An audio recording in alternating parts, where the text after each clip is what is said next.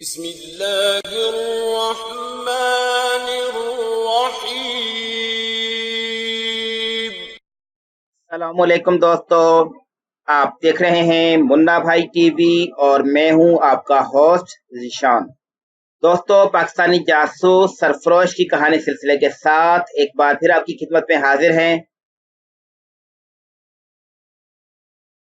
میں نے مانو کے سر پر پیار کیا۔ وہ دونوں جیپ سے اترے اور ایک گھوڑے پر سوار ہو گئے۔ اس دوران شاٹ گن والے نے انہیں مسلسل نشانے پر رکھا ہوا تھا، جبکہ جرمن پستول کی نال کا رخ مسلسل میرے سینے کی طرف تھا۔ پھر وہ الٹے قدموں دوسرے گھوڑے کی طرف بڑھنے لگا۔ اس تمام عرصے کے دوران میں ہر لمحے ان خبیثوں کو نیچے دکھانے کا کوئی موقع تلاش کرتا رہا، لیکن امردیپ اور مانو کی زندگی کو لاحق خطرے نے مجھے کوئی غیر محتاط قدم اٹھانے سے باز رکھا۔ وہ دونوں ڈاکو یکے بعد دیگرے ایک ہی گھوڑے پر سوار ہوئے اور پھر امردیپ کو اپنے آگے رہتے ہوئے گھوڑا بگانے کا حکم دیا۔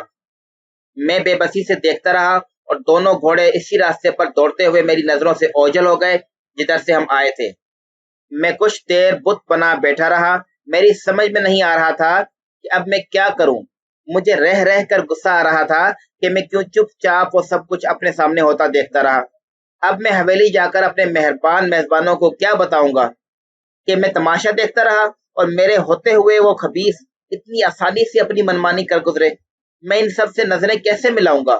ان لٹیروں نے بے شک تاوان ملنے پر امردیپ اور مانو کو چھوڑنے کا یقین تو ضرور دلایا تھا، لیکن میں دل ہی دل میں مطمئن نہیں تھا۔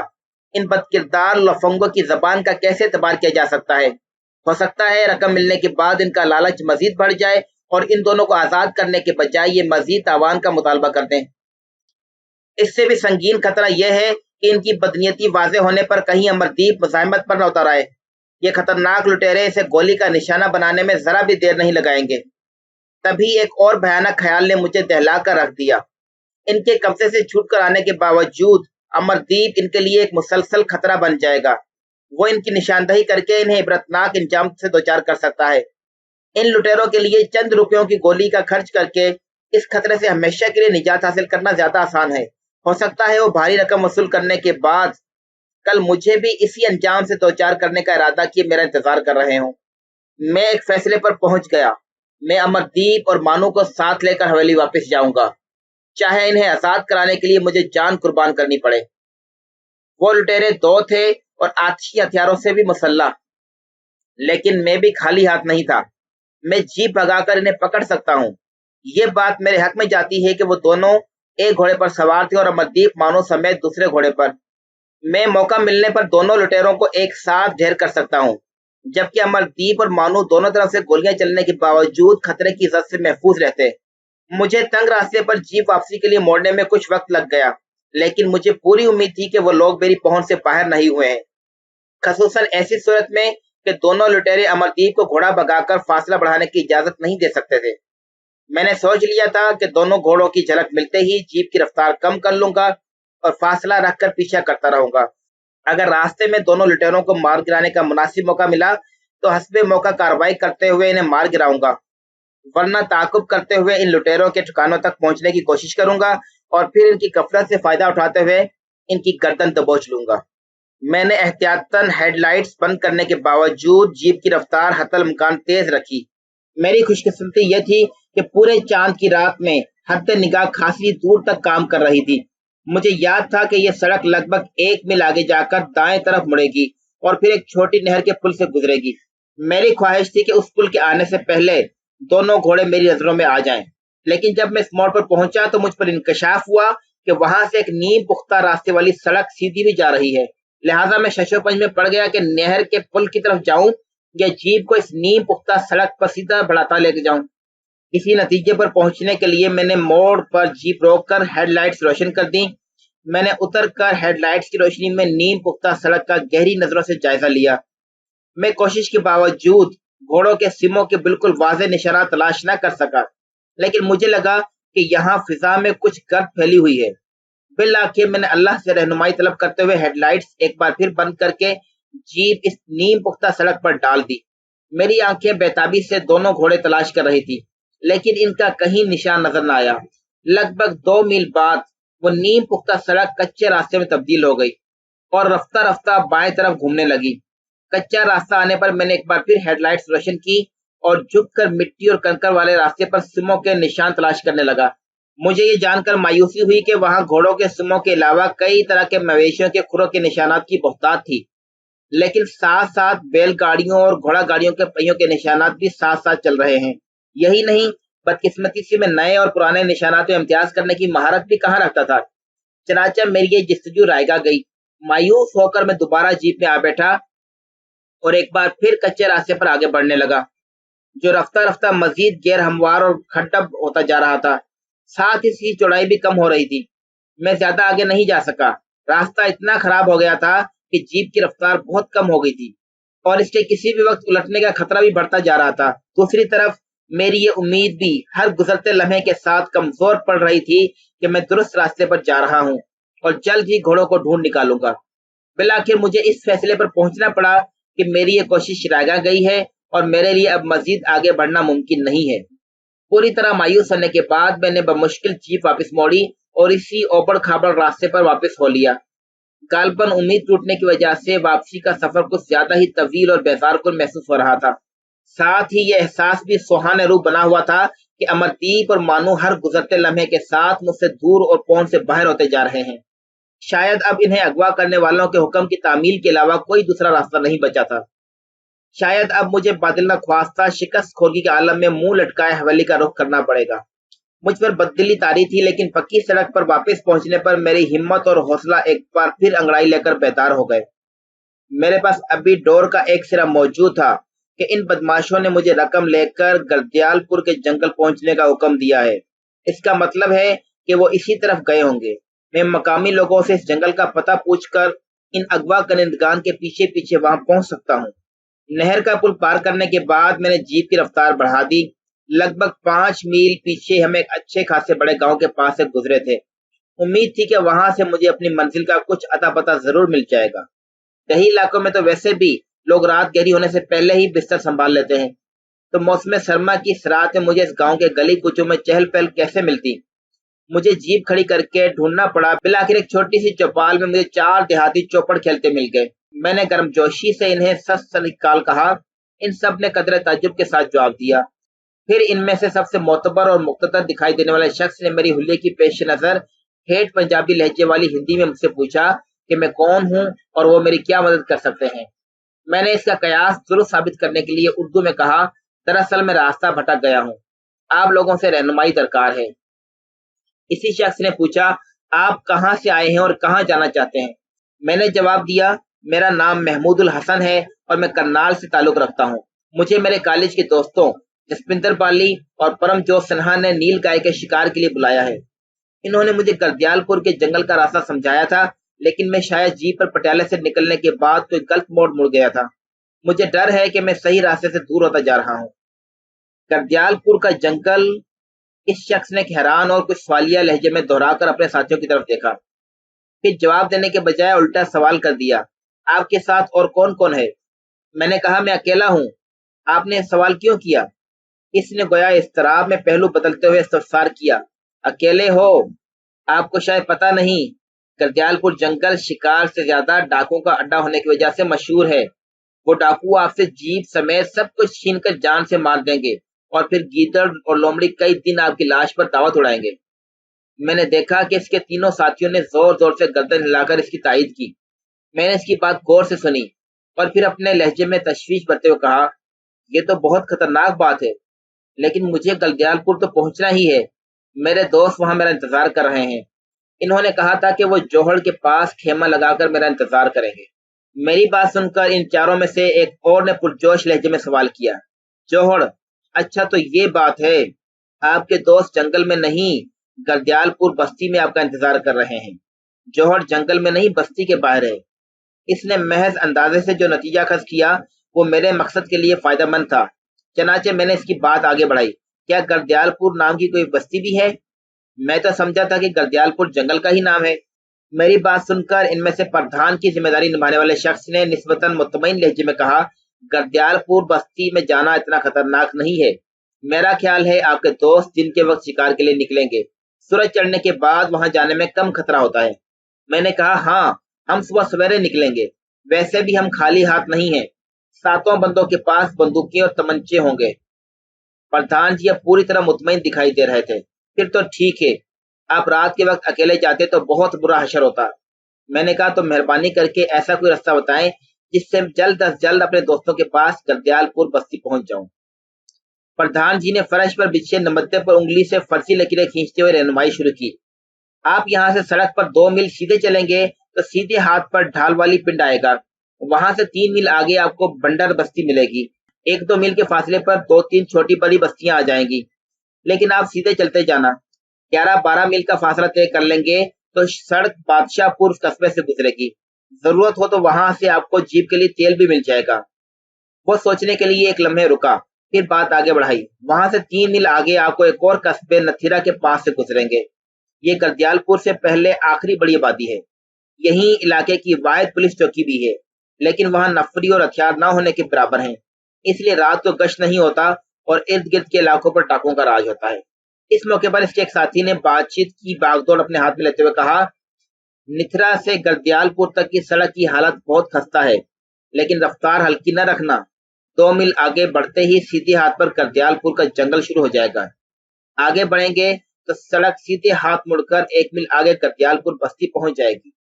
आप बस्ती को पीछे छोड़कर आगे बढ़ जाना। बस्ती की हद खत्म होने के बाद एक कच्ची सड़क उल्टे हाथ पर मुड़ेगी। आप इस पर जीप मोड़ लेना।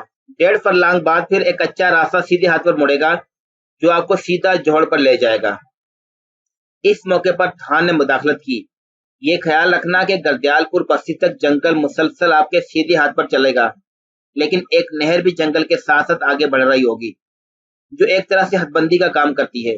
अगर आप जोहड़ वाले कच्चे रास्ते पर ना मुड़े तो इसी रोड पर 3 फरलांग आगे सीधे हाथ पर चलती नहर पर एक पुल आएगा। इस पुल को पार करते ही एक कच्चे रास्ते पर चलते हुए जंगल में दाखिल हो जाएंगे।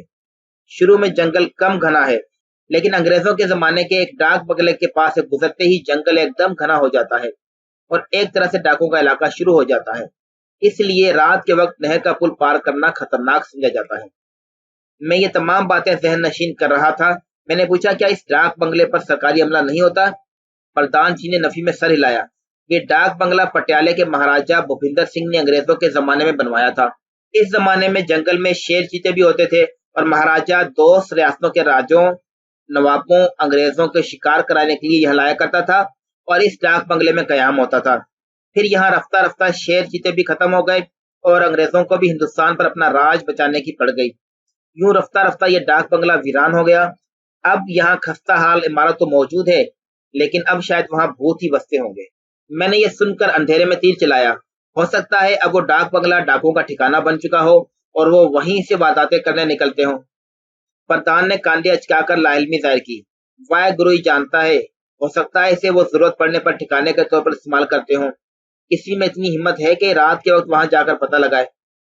प्रधान के एक साथी ने लुकमा दिया, भाई डाकुओं के ये गुरु कोई विलायत से थोड़ी आए हैं, लगभग सब आसपास की बस्तियों और पिंडों से ताल्लुक रखते हैं। इनका जंगल में मुस्तकिल ठिकाना थोड़ी होता है। मिलकर डाका डालने का मंसूबा बनाते हैं और जंगल में रोपोश हो जाते हैं। फिर हिस्से बखरे करने के बाद एक एक करके अपने घरों पर चले जाते हैं। मैंने इनकी फ्राहम करता मालूमात में दिलचस्पी जाहिर करते हुए कहा, आपके ख्याल में इस जंगल को डाकुओं के कितने गुरु अपनी सरगर्मियों का मरकज बनाए हुए हैं? मेरी बात का जवाब प्रधान जी ने दिया। मेरे अंदाजे के मुताबिक 3 या 4 उन्होंने शायद जंगल में अपने अपने हिस्से बांट रखे हैं। जंगल के पीछे गुगर दरिया बहता है। इसी के किनारे किनारे इनके घास फूस की झोपड़ियां पर मुश्तमिल ठिकानों की मौजूदगी का ज्यादा इम्कान है। मैंने इनसे मजीद मालूमात लेने की कोशिश की, लेकिन कोई काम की बात मालूम ना हो सकी। मैंने रास्ते की मजीद तस्दीक करने के बाद सवाल किया, आपने जो कुछ बताया इसकी रोशनी में तो मुझे ज्यादा से ज्यादा 1 घंटे में गर्दयालपुर पहुंच जाना चाहिए। प्रधान ने कहा, अगर आपकी जीप जानदार है और आप बेडब रास्तों पर गाड़ी चलाने में महारत रखते हैं तो जल्दी भी पहुंच सकते हैं। मैंने गर्मजोशी से इनका शुक्रिया अदा किया और इजाजत तलब की। इनकी तरफ से चाय की पेशकश ठुकरा कर मैं इनकी महफिल से निकला तो ठंड कुछ ज्यादा ही बेरहम महसूस हुई। ताहम हस्ब तवक्का जीप पहली ही कोशिश में जाग उठी और मैं हतल इम्कान तेजी से इन देहातियों के बताए हुए रास्ते पर आगे बढ़ने लगा।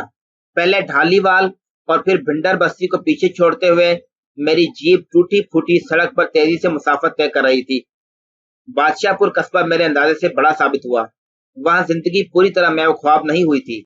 इक्का दुक्का दुकानें भी खुली हुई थी। لیکن میں رک کے بغیر آگے بڑھتا چلا گیا۔ امردیپ نے پٹیالہ سے روانہ ہوتے ہوئے جیپ کی ٹینکی فل کروا لی تھی، لہٰذا ایندھن لینے کی بھی ضرورت نہیں تھی۔ بادشاہ پور سے نہیرا قصبے تک کا فاصلہ میں نے لگ بھگ 10 منٹ میں طے کیا۔ سڑک سے قدرے ہٹ کر واقع یہ قصبہ نسبتاً چھوٹا تھا۔ سڑک کے کنارے کچھ دکانیں موجود تھیں، لیکن اس وقت سب بند دکھائی دی۔ دیہاتیوں کے بیان کے عین مطابق نتھیرا قصبے سے نکلتی سڑک ایک نیم پختہ راستے کی شکل اختیار کر گئی، اور پھر ایک نہر اور اس کی دوسری طرف گھنا جنگل میرے ساتھ ساتھ چلنے لگا۔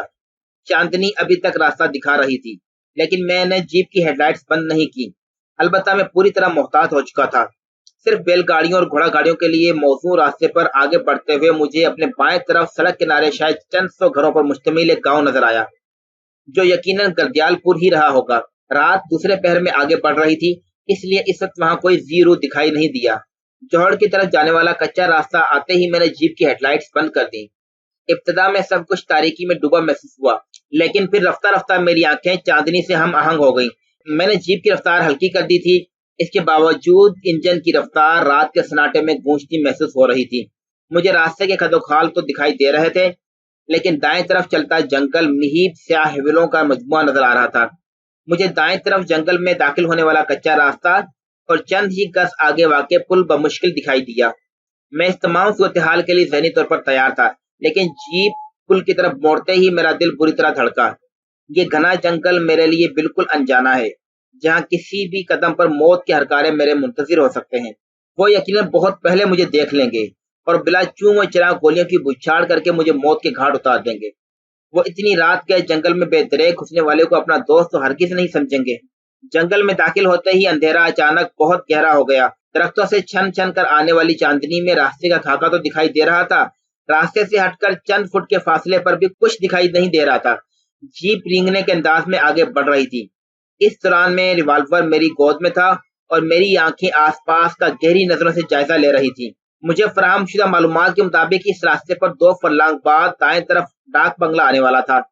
اندازاً 1 فرلانگ آگے بڑھنے کے بعد ہی میں نے جیپ کی رفتار مزید کم کر دی اور اپنی نظریں دائیں طرف جما دیں۔ مجھے لگا کہ 100 گز آگے درخت اچانک پیچھے ہٹتے غائب ہو رہے ہیں اور کھلے میدان جیسی جگہ سامنے آ رہی ہے۔ میں نے فوراً جیپ دائیں طرف درختوں کے جھنڈ کے درمیان گھمائی اور انجن بند کر دیا۔ اپنا ریوالور دائیں ہاتھ میں تھامتے ہوئے 90 تلے قدموں سے کھلے حصے کی طرف بڑھنے لگا۔ کچے راستے کے کنارے درختوں کے تاریک سائے میں رہتے ہوئے آگے بڑھ رہا تھا۔ تھوڑا فاصلہ طے کرتے ہی چاندنی نے ایک بڑی سی عمارت کے خدوخال واضح کر دیے۔ میں نے اپنا ہیجان کم کرنے کے لیے گہرا سانس لیا۔ اس دوران میں ہر قدم کے ساتھ ساتھ دعائیں بھی کر رہا تھا کہ میں نے اپنا دماغ لڑانے کے بعد جو اندازہ قائم کیا تھا وہ درست ثابت ہو کہ یہ ڈاک بنگلہ دراصل ڈاکو بنگلوں کے طور پر استعمال کیا جا رہا ہے، ورنہ میری مہم بے حد کٹھن ہو جائے گی اور امردیپ اور مانو کی بازیابی کے امکانات بھی کم ہو جائیں گے۔ کھلی جگہ کے کنارے درختوں کی آخری قطاروں کے نیچے جھک کر میں نے ڈاک بنگلے کا گہری نظروں سے جائزہ لیا۔ میری آنکھیں عمارت میں روشنی کی کوئی جھلک تلاش کر رہی تھی، جو وہاں انسانوں کی موجودگی کی علامت ہوتی، لیکن میری یہ کوشش ناکام رہی۔ تاہم اتنی جلدی مایوس ہونا میری فطرت کے خلاف تھا۔ میرے پاس اب اس کے علاوہ کوئی راستہ نہیں بچا تھا کہ ڈاک بنگلے میں گھس کر اپنے قیاس کی تصدیق یا تردید کروں، لیکن میں عمارت کے سامنے موجود کھلا میدان پار کرنے کا خطرہ مول نہیں لے سکتا تھا۔ چاندنی رات میں وہ مجھے دور ہی سے دیکھ لیتے اور پھر بڑے اطمینان سے مجھ پر نشانہ بازی کی مشق کرتے، لہٰذا میں درختوں کے درمیان سے دائرہ بناتے ہوئے ڈاک بنگلے کے عقب کی طرف بڑھنے لگا۔ یہ کوئی آسان کام نہیں تھا۔ بار بار خاردار جھاڑیاں جسم پر خراشیں ڈال رہی تھی، ٹھوکریں لگ رہی تھی۔ راہ مسدود ہونے کی وجہ سے چکر کاٹ کر اندھیرے میں ٹٹولنے کے انداز میں آگے بڑھنا پڑا، لیکن میں نے رفتار حتی الامکان تیز رکھی۔ بالآخر میں اپنے اندازے کے مطابق ڈاک بنگلے کے عقب میں پہنچ گیا تھا۔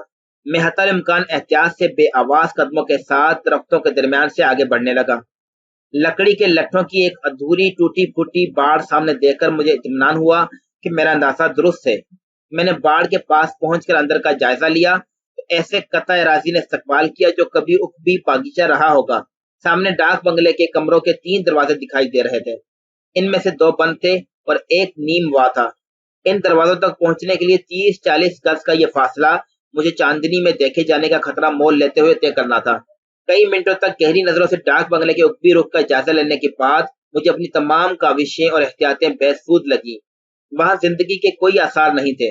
میرا قیاس شاید واقعی خیالی پلاؤ کے مترادف تھا کہ لٹیرے ان تایا بتیجوں کو اغوا کر کے اسی ڈاک بنگلے میں لائے ہوں گے۔ اور اگر وہ کئی گھنٹے پہلے اس جنگل میں آئے بھی تھے تو انہوں نے غالباً گھگر دریا کے کنارے گھنے جنگل میں یعنی محفوظ علاقے میں واقع اپنے ٹھکانے پر لے جا کر انہیں قید کر دیا تھا، جہاں پہنچنا فی الحال میرے لیے ممکن نہیں تھا۔ میں نے سوچا کہ اگر یہ ڈاک بنگلہ واقعی خالی ہے تو اس کے علاوہ کوئی چارہ نہیں کہ میں آج کی باقی رات اور کل کا سارا دن اسی ڈاک بنگلے میں چھپ کر انتظار کروں۔ امید کی جا سکتی ہے کہ کل شام تک اغوا کنندگان تاوان کے ساتھ میری آمد کی امید کے ساتھ جنگل کے گھنے حصے سے اس طرف آئیں گے اور جنگل میں داخل ہونے والے راستے کی نگرانی کرتے ہوئے خود میری نظروں میں آ جائیں گے۔ شاید اس طرح میں امردیپ اور مانو تک پہنچنے میں کامیاب ہو جوں۔ اس فیصلے پر پہنچنے کے بعد میں تیزی سے لیکن حتی الامکان بے آواز قدموں سے دوڑتا ہوا نیم وا دروازے کی طرف بڑھا اور پھر دروازے کے ساتھ رک کر اندر کی سن کن لینے کی کوشش کی۔ بظاہر اندر خاموشی تھی، لیکن پھر اچانک میں نے ایک عجیب سی آواز سنی۔ میرا دل ہیجان کی شدت سے تیزی سے دھڑکا۔ وہ آواز خاصی واضح لیکن میرے لیے ناقابل شناخت تھی۔ میں نے اپنے ذہن پر زور ڈال کر پہچاننے کی کوشش کی کہ یہ کیسی آواز ہے۔ تبھی مجھے وہ آواز دوبارہ سنائی دی۔ اچانک میرے ذہن میں بجلی سی چمکی۔ یہ گھوڑے کے ہونٹ پھڑپڑانے کی آواز تھی۔ یہ ادراک ہوتے ہی میرے دل میں خوشی کی لہر دوڑ گئی۔ میں صحیح جگہ پہنچا ہوں۔ میں نے دھیرے دھیرے آگے بڑھتے ہوئے اندر جھانکا۔ وہاں مکمل تاریکی تھی، البتہ عین اسی وقت میری ناک میں گھوڑوں کی لید کی مخصوص بدبو پہنچی۔ میں نے مجبوراً ترچھا ہو کر اپنا جسم نیم دروازے سے اندر داخل کیا۔ اندر پہنچنے پر کوئی رد عمل نہ پا کر میں دیوار کے ساتھ ٹیک لگاتے ہوئے آگے بڑھا۔ میں اندازہ ہی لگا سکتا تھا کہ وہ گھوڑا سامنے بندھا ہوا ہے۔ اگر میرا اندازہ درست تھا تو وہاں 2 گھوڑے بندھے ہونے چاہیے تھے، لیکن میری نظریں تصدیق کرنے سے قاصر تھی۔ میرے دل میں خواہش جاگی کہ کاش میرے پاس بیٹری والی ٹارچ ہوتی۔ اس ضرورت کا پہلے ہی خیال آ جاتا تو راستے سے کہیں بندوبست ممکن تھا، بلکہ شاید جیپ میں بھی کوئی ٹارچ موجود رہی ہو، لیکن اب پچھتاوا بے سود تھا۔ اندر آنے کے بعد میری آنکھیں رفتہ رفتہ اندھیرے سے کچھ مانوس ہوئیں تو بہت مہوم سے کھاکے دیکھنے کے قابل ہو گئی۔ میں نے غور سے دیکھا تو تصدیق ہو گئی کہ وہاں سفید رنگ کا صرف ایک گھوڑا بندھا ہوا ہے۔ میں نے خود کو اس انکشاف کے نتیجے میں ہونے والی مایوسی سے بچانے کی کوشش کی۔ ہو سکتا ہے ان بدماشوں میں ایک اپنے گھوڑے پر کسی نزدیکی گاؤں میں واقع اپنے گھر چلا گیا ہو۔ میں نے گم مگوں کی یہ کیفیت ذہن سے جھٹکتے ہوئے اس طرف قدم بڑھائے جو میرے اندازے کے مطابق اندر جانے کا راستہ تھا۔ میں نے جیسے ہی اندر قدم رکھا، سامنے پیلی روشنی کی جھلک دکھائی دی۔ میں جلدی سے پیچھے ہٹا اور پھر احتیاط سے جھانکا۔ سامنے ایک برآمدہ تھا جس کے دوسری طرف ایک کمرے کے کھلے دروازے کے عین سامنے مٹی کے تیل کا ایک لیمپ روشن تھا۔ کھلے دروازے سے جو منظر دکھائی دے رہا تھا، اس میں ایک شخص 2 نالی شاٹ گن اپنے پہلو میں لیے دیوار سے ٹیک لگائے سو رہا تھا۔ میں تیزی سے دروازے کے سامنے سے ہٹ گیا۔ دروازے کے سامنے کمبل میں لپٹا ہوا محو خواب شخص پہلی نظر میں مجھے 35 سال کے لگ بھگ عمر کا لگا۔ معمولی شکل، سانولی رنگ کا، چہرے پر بے ترتیب داڑھی، سر پر معمولی کپڑے کی سیخوں والی پگڑی، قد کاٹ بھی معمولی، مختصر یہ کہ صرف بندوق کے بل پر بدماشی جھاڑنے والوں میں سے ایک۔ میں پہلے ہی ریوالور کا گھوڑا پیچھے کر کے گولی چلانے کے لیے تیار تھا۔ بے آواز قدموں سے آگے بڑھتے ہوئے بالآخر میں دروازے کے پاس پہنچ گیا اور بہت احتیاط سے دھیرے دھیرے گردن بڑھا کر اندر جھانکا۔ مجھے خستہ حال چھت اور ناہموار فرش والے کمرے کا جتنا حصہ دکھائی دیا، وہاں اس بدماش کے علاوہ کوئی اور دکھائی نہیں دیا۔ البتہ یہ اندازہ لگانا مشکل نہیں تھا کہ وہ پہرا دینے پر مامور رہا ہوگا، لیکن نیند کے ہاتھوں مجبور ہو گیا۔ میں قیاس یہ لگا سکتا تھا کہ وہ کس کی پہرہ داری کر رہا ہے۔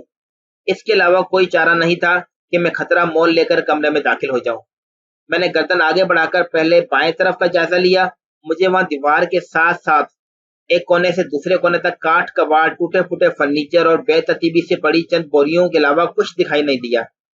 اس طرف سے مطمئن ہو کر دروازے کے بائیں طرف دیکھا، مجھے فوراً ہی گردن پیچھے کرنی پڑی۔ وہاں دیوار کے ساتھ ساتھ 2 چارپائیاں بچھی ہوئی تھیں۔ ان میں سے ایک پر کوئی شخص رضائی میں لپٹا بظاہر سویا ہوا دکھائی دے رہا تھا، جبکہ دوسری چارپائی خالی تھی۔ بظاہر کوئی فوری خطرہ نہ دیکھ کر میں ریوالور سنبھالے دبے پاؤں کمرے میں داخل ہوا۔ چارپائی پر دراز شخص کی طرف سے مطمئن ہو کر میں دیوار سے ٹیک لگائے سوئے بدماش کی طرف بڑھا اور اس کی 2 نالی بندوق قبضے میں کر لی۔ اس کے بعد میں اسے اس کے حال پر چھوڑ کر چارپائیوں کی طرف واپس آیا اور اپنے دائیں ہاتھ میں موجود ریوالور کا رخ چارپائی پر محو خواب شخص کی طرف رکھتے ہوئے ہاتھ سے دھیرے دھیرے رسائی اس کے چہرے سے ہٹائی۔ مجھے اس کی شکل و صورت بھی پہلے والے شخص سے ملتی جلتی دکھائی دی، بس وہ نسبتاً کم عمر اور چھریرے بدن کا تھا اور رنگ بھی قدرے صاف تھا۔ وہ بہت گہری نیند میں دکھائی دے رہا تھا، کیونکہ رضائی منہ سے ہٹنے پر بھی اس نے کوئی رد عمل ظاہر نہیں کیا تھا۔ اگر میرے اٹکل پچو اندازے کے مطابق جو اب تک درست ثابت ہو رہے تھے، امردیپ اور مانو کو اگر ان دونوں نے ہی اغوا کیا تھا تو پہلے والے بدماش کے پاس سے دو نالی شاٹ گن ہاتھ لگنے کے بعد اس بدماش کے پاس سے جرمن ساختہ پستول برآمد ہونا چاہیے تھا، اور سوتے وقت ایسا کوئی ہتھیار تکیے کے نیچے رکھنے کا زیادہ امکان ہوتا ہے۔ میں نے ایک نظر دوسرے بدماش پر ڈال کر اس کے بھی گہری نیند میں ہونے کا اطمینان کیا، پھر دھیرے سے تکیے کے نیچے بایاں ہاتھ ڈالا۔ میرا دل ایک دم سے دھڑکا، میری انگلیوں نے کسی ٹھوس سرد شے کو چھوا تھا۔ ٹٹولنے سے فوراً ہی تصدیق ہو گئی کہ وہ پستول ہی تھا۔ میں نے دستہ گرفت میں لے لیا اور ہتھیار تکیے کے نیچے سے باہر نکال لیا۔ شک و شبے کی کوئی گنجائش نہیں تھی، یہ وہی جرمن پستول تھا۔ اس کا وزن میرے اندازے کے مطابق 1 سیر کے لگ بھگ رہا ہوگا، البتہ اس کی ساخت کافی نفیس تھی۔ میں نے اس کا تفصیلی معائنہ بعد کے لیے چھوڑ کر پستول واسکر کی جیب میں ڈالا اور ان دونوں کو ان کے حال پر چھوڑ کر مٹی کے تیل کا لیمپ اٹھائے کمرے سے باہر نکل آیا۔ مجھے اب پختہ یقین ہو چلا تھا کہ امردیپ اور مانو بھی آس پاس سے کسی کمرے میں بند ہوں گے، اور میں فکر مند تھا کہ وہ دونوں جانے کس حال میں ہوں گے۔ میں پہلے ان کا پتہ لگا لوں، پھر ان دونوں بدماشوں سے نمٹتا ہوں۔ البتہ میں نے ان دونوں بدماشوں سے بے فکر ہونے کے لیے اس کمرے کے دروازے کو باہر سے کنڈی لگا دی تھی۔ مجھے زیادہ بھٹکنا نہیں پڑا۔ برآمدے میں بالکل ساتھ والے کمرے کے دروازے پر لگے موٹے سے تالے نے مجھے فوراً متوجہ کر لیا۔ اس برآمدے میں 2 کمرے اور بھی تھے، لیکن ان کے دروازے مجھے اکھڑے اور ٹوٹے پھوٹے دکھائی دیے۔ میں نے تالے کا بغور جائزہ لیا۔ وہ چوڑی دار چابی والا فولادی تالا اتنی آسانی سے ٹوٹنے والا نہیں تھا، لیکن اس تالے سے زور آزمائی کرنے سے پہلے میں تصدیق کر لینا چاہتا تھا کہ امردیپ اور مانو واقعی اسی کمرے میں قید ہیں، اور اس تصدیق کا ایک ہی طریقہ تھا۔ میں نے ریوالور کے دستے سے دھیرے سے دروازہ کھٹکھٹایا۔ پہلی کوشش پر کوئی رد عمل سامنے نہ آنے پر میں نے قدرے زور سے دستک دی۔ مجھے لگا کہ اندر کچھ کھٹپٹ ہوئی ہے۔ میں تیسری بار زور سے ضربے لگانے والا تھا کہ کسی نے پنجابی زبان اور ناراض لہجے میں پوچھا، دماغ خراب ہو گیا ہے تم لٹیروں کا؟ چین سے سونے بھی نہیں دیتے، کیا مصیبت آ گئی ہے؟ امردیپ کی آواز پہچان کر میرا دل خوشی سے جھوم اٹھا۔ میں نے دروازے سے منہ لگا کر دھیمی آواز میں کہا، امردیپ بھائیا، زور سے نہ بولو، یہ میں ہوں، تیغ بہادر۔ اندر چند لمحوں کے لیے خاموشی چھا گئی، پھر امردیپ نے دھیمے لیکن ہچانی لہجے میں پوچھا، بہادر سنگھ، تم کیسے پہنچ گئے ان ڈاکوؤں کے ٹھکانے پر؟ بھاگ جاؤ یار، یہ تمہیں بھی قید کر لیں گے۔ میں نے اسی دبی دبی آواز میں اطمینان دلایا، فکر نہ کرو امردیپ بھائی، سب قابو میں ہے، تھوڑا انتظار کرو، میں ابھی تم دونوں کو آزاد کراتا ہوں۔ اسے غالباً میری بات کا یقین نہیں آیا۔ یار تم سچ کہہ رہے ہو؟ یہ تم نے کیسے کر لیا؟ وہ تو بڑے خطرناک بدماش ہیں۔ میں نے کہا، درندہ کتنا بھی خطرناک ہو، آخر اپنے انجام تک پہنچ ہی جاتا ہے، بس مجھے چند منٹ دے دو۔